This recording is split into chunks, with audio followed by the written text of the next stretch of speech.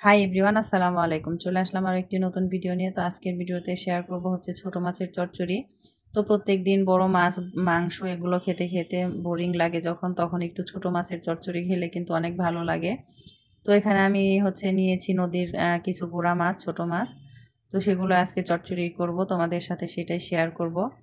তো এখানে আমি ছোট একটা বেগুন আর একটু আলু নিয়ে নিয়েছি। তো এখন লবণ, হলুদ, মরিচ সব কিছু দিয়ে নেব। দিয়ে দিচ্ছি সামান্য আদা বাটা। তো হলুদের গুঁড়ো, মরিচের গুঁড়ো সামান্যই নিয়েছি আমি, যেহেতু অল্প করে যে পরিমাণ রান্না করব সেই পরিমাণ নিচ্ছি। তো দিয়ে দিচ্ছি পেঁয়াজ ফালি, কাঁচামরিচ ফালি। তো তোমরা যে পরিমাণ খাবে সেই পরিমাণ দিয়ে নেবে। তো আমি যে পরিমাণ রান্না করছি সেই পরিমাণ সব কিছু অ্যাড করছি।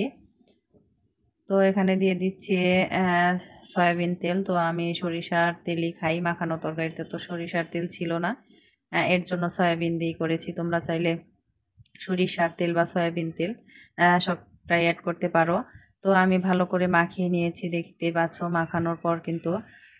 মাখানোর পর যে একটা পানি চলে আসে তরকারির ভিতরে, সেটা চলে এসেছে।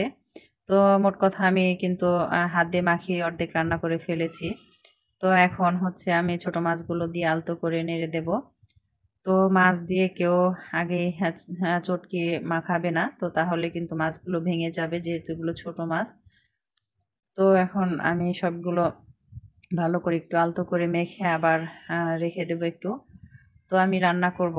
তো দেখতেই পাচ্ছ আমি কিন্তু কোনো পানি অ্যাড করিনি, তারপরও কিন্তু অলরেডি তরকারির ভিতরে যে এটুকু পানি ছিল অলরেডি বের হয়ে গেছে। তো আমি সামান্য একটু পানি দেব, শুধু হাতটা ধুয়ে জাস্ট অল্প করে দেব। তো আমি কিন্তু সব কিছু সব মশলা অল্প অল্প ব্যবহার করেছি, যেহেতু আমি অল্প একটু রান্না করব চচ্চড়ি। তো দেখতেই পাচ্ছ কালারটা কেমন এসেছে। তো ক্যামেরাতে একটু সাদা এসেছে, যাই হোক আমি এখন একটু রেখে এখন চুলায় বসিয়ে দেব। তো এই তো অলরেডি আমার রান্নাটা হচ্ছে।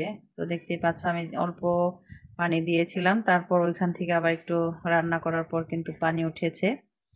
তো চচ্চড়িতে আসলে বেশি পানি অ্যাড করতে হয় না, সামান্য পানি দিয়ে চচ্চড়িটা রান্না করতে হয়, ছোট মাছের চচ্চড়ি। তো দেখতে কেমন হয়েছে অবশ্যই তোমরা বলবে।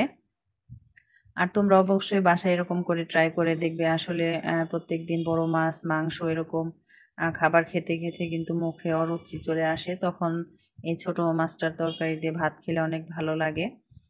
তো দেখতেই পাচ্ছ আমার চচ্চড়িটা প্রায় হয়ে এসেছে।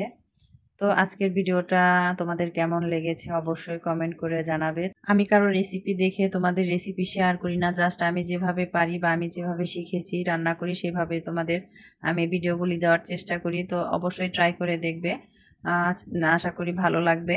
তো আমার কাছে ভীষণই ভালো লেগেছিল। তো তোমরা যে পরিমাণ মাছটা দেবে ওই পরিমাণ মশলা অ্যাড করবে। তো আমি তো অল্প করে করেছি, ওই পরিমাণে আমি মশলাগুলো অ্যাড করেছি। তো যাই হোক, তোমরা সবাই ভালো থেকো, সুস্থ থেকো। আল্লাহ হাফেজ।